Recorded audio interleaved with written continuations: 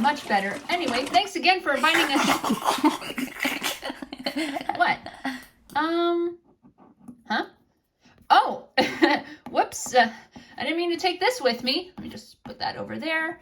Anyway, as I was saying, thanks again for inviting us over, Brobee. Yeah, so what's this recipe you wanted to show us? Oh, it's this really good dessert that my parents always used to make, and I wanted to try it too. So you make pudding, and you add a layer of bananas and a layer of graham cracker crumbs, and now you've got a delicious banana graham cracker pudding dessert. That sounds really good. Yeah. And I hope you guys are cool with the twins hanging out here with us while Mom and Dad are busy in the backyard. Of course, they're always welcome to hang with us. Yeah. Yeah, they should be fine just playing with their toys over here while we work. But we should still keep an eye on them, especially now that they're crawling. Yeah, no kidding. Yeah. Anyway, let's get started. All right. Whoops, forgot the graham crackers. Uh-oh, where'd the twins go? What? They were just here. Oh, there they are. Whoops, I guess I should have thrown this in the garbage right away instead of just leaving it here. Oh well, I'll throw it away now. There we go.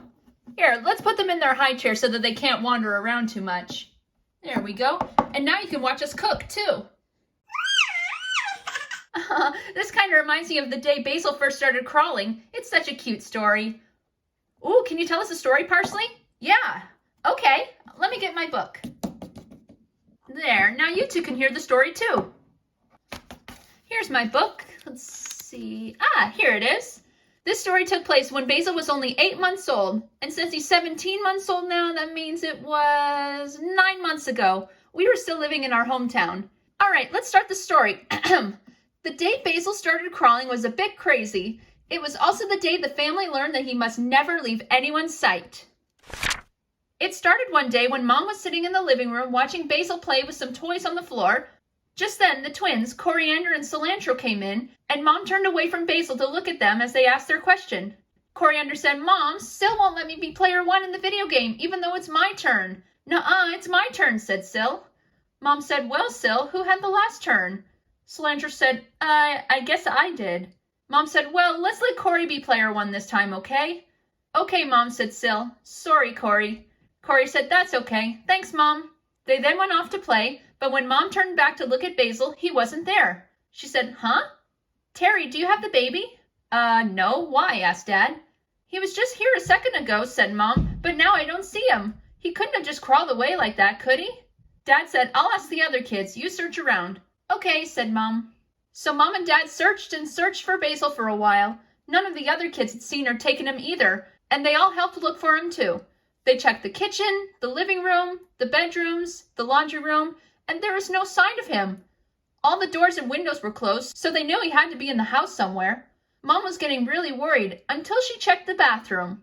There Basil was. He had pulled out the bottom drawer of the counter, emptying everything out of it onto the floor, and was unraveling the toilet paper roll, making a big mess and giggling.